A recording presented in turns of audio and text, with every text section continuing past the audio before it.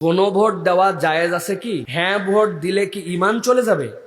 প্রিয় ভাইয়েরা, এটা আমাদের রাজনৈতিক একটা বিশাল বড় পরিমণ্ডনের প্রশ্ন। ঈমানের ক্ষেত্রে হ্যাঁ অথবা না বললে যে আমাদের ঈমান চলে যাবে অথবা থেকে যাবে, বিষয়টা এরকম নয়। কিন্তু অনেক প্রসঙ্গ আছে যেখানে আপনি এসে দাঁড়িয়ে গেছেন, এখন দাঁড়ানোর পরে আপনার হ্যাঁ এবং না একটা বিশাল বড় পার্থক্য তৈরি করবে। এই দেশে আমরা দেখেছি বিনা ভোটে, রাতের ভোটে, নানান ধরনের অপকৌশলে এক একজন 3 টার্ম 4 টার্ম থাকতে পারে। এই একটা ভোট যতটুকু আমি বুঝছি, কোনো বাপের বেটার আর অধিকার থাকবে না 2 টার্মের বেশি আর থাকতে পারবে না, তুমি যতই যোগ্যতা হও। তো অন্তত পক্ষে এইটা হলেও তো, কেউ যদি জুলুমও করে, বাবা 2 বার দেখে তুই বিদায়, এইটা হলেও হওয়া দরকার, ঠিক না? তা আমি তো বুঝছি যে এইটা হলে আমাদের জন্য হতে পারে। আর এইটার সাথে সবকিছুর সাথে ঈমান থাকা, ঈমান চলে যাওয়া, এটা রিলেট করা যাবে না। কারণ এর মধ্যে অনেকগুলা টার্ম এবং কন্ডিশন আছে। আমরা আমাদের দেশীয় পরিপ্রেক্ষিতে অনেক জিনিসপত্র আমরা মেনে নিয়ে চলি, যেটার সাথে আমাদের, যদি আপনি বিশ্বাস করে ওর সাথে জড়িত হন যে ওইটাই ঠিক, ওটাই করতে হবে, তাহলে আপনার ঈমান থাকবেন। এখানে সরকারি কর্মকর্তা আছেন ভাই? আছে। কোন ব্যাংকের থেকে বেতন নেন? শাহজালাল ইসলামী ব্যাংক না? সোনালী ব্যাংক না? সোনালী ব্যাংক কি মুনাফা ভিত্তিক ব্যাংক না সুদ ভিত্তিক ব্যাংক? কি উনি বিশ্বাস করে যে হ্যাঁ সুদ খেলে কোনো গুনাহ নাই, সুদের কোনো গুনাহ নেই, এগুলো আল্লাহ রসুল যা বলে গেছে এগুলোর সাথে আমি নাই, এটা সরকারি চাকরিকে নেওয়া লাগে, এইটা যদি বলে সোনালী ব্যাংকের থেকে নেয়, উনার ঈমান হ্যাঁ নার মধ্যে চলে যাবে। কিন্তু উনি সরকারি কর্মকর্তা, এই ব্যাংকের বাহিরে নাই, আমি সুদ পছন্দ করি না, আল্লাহ হারাম করছেন, হারাম মানি, এটা যেন দূর হয় তার পক্ষে আমার প্রচেষ্টা আছে, কিন্তু আমাকে ব্যবহার করতে হয়, তাহলে আপনার জন্য একটা ওসিলা খুঁজে পাবেন। এখন হ্যাঁ আর না যদি আপনি বের করতে চান ঈমান দিয়ে, অনেক কিছুতে আপনার চলে যাবে।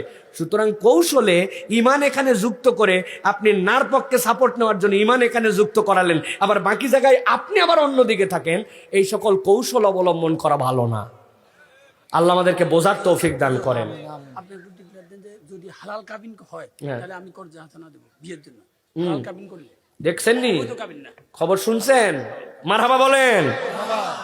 কেউ যদি বাপ মায়ের অনুমতি নিয়ে বিয়ে তার ঠিক হয়ে গেছে, কিন্তু হালাল কাবিনের জন্য বিয়ে করতে পারতেছে না, অর্থনৈতিক সংকট আছে, আমাদের সভাপতি সাহেবের সাথে যোগাযোগ করবেন, ওই কাবিনের জন্য যে খরচ হবে এই টাকা আমাদের সভাপতি সাহেব দিয়ে দিবে। আর আরো আসতে বলেন মারহাবা। আজব লোকজন রে ভাই, এই ঘোষণা দেওয়ার জন্য তো বুকে একটা সাহস লাগে, ঠিক না? তাড়াতাড়ি মেয়ে ঠিক করো, তাড়াতাড়ি মেয়ে ঠিক করো, বিয়ে হবে ইনশাল্লাহ, গণ বিয়ে দেওয়া হবে 10টা 15টা করে একসাথে ইনশাল্লাহ। হ্যাঁ বাপেরা যেগুলো বাচ্চা কাচ্চার বিয়ে দিচ্ছিলেন না, সভাপতি সাহেবের কাছে যোগাযোগ করেন। তবে টাকা আছে কিন্তু উনার কাছে চলে আসছেন, এই গোরাবা ফান্ডের থেকে আবার নিয়ে না জানি আপনার। সামনে তো নির্বাচন, আমাদের বিভিন্ন রকম জিনিস দেওয়ার কথা বলতেছে এবং টাকাও দিতে চায়। এখন কথা হচ্ছে আমি টাকা নিব, কিন্তু আমার মনে যাকে ভোট দেওয়ার কথা আছে তাকেই ভোট দিব, এই টাকা নেওয়া সিস্টেমে জায়েজ আছে কিনা? প্রিয় ভাইয়েরা, আমাদের অনেকেই আছে যারা টাকা দেয়, বিভিন্ন জায়গাতে টাকা নেয়, যে যা দেয় সব নিয়ে নেয় আর সবাইকে বলে ইনশাআল্লাহ। আপনি সারা ডানেও কিছু দেখি না, বামেও কিছু দেখি না। আবার ওরা জিজ্ঞাসা করছে, কিরে তুই সবাই রে যে ইনশাল্লাহ বলছিস? বলছে টাকা সবারটা নিয়ে নিব, যারটা তাকে দিয়ে দিব। নাউজুবিল্লাহ বলেন। হারাম আলা কুল্লি হাল হারাম, হারাম কখনো হালাল হতে পারে না।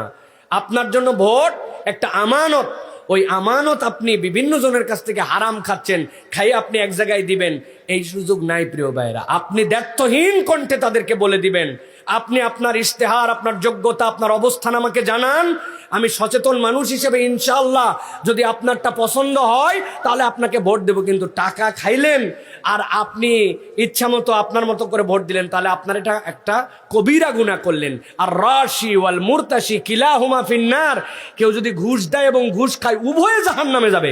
অতএব খবরদার, উৎকোচ গ্রহণ করা যাবে, ভোটের জন্য একটা বিড়িও খাওয়া যাবে না। যাবে তো না? অন্য সময় বিড়ি খাওয়া যাবে তো না? অনেকেই বলছে ভোটের সময় খাওয়া যাবে না, নিজের টাকায় কিনে খাওয়া যায় তো না? খবরদার, এই ভোট বিড়ি চা কোনো কিচ্ছু আপনি নিতে পারবেন না। আর আপনি যোগ্য প্রার্থী, ইসলামের পক্ষে, আল্লাহর পক্ষে, এই আমানতটা আপনার কাছে যদি আসে আপনি বিবেচনা করে আপনি আপনার বিবেচনায় দিবেন। টাকা পয়সা সবারটা খেলাম, কিন্তু ভোটটা আমার যাকে মন চায় তাকে দিলাম, এটা কোনো ইসলামী ডায়লগ নয়, এটা শয়তানি ষড়যন্ত্র। আল্লাহ আমাদেরকে হেফাজত করুক।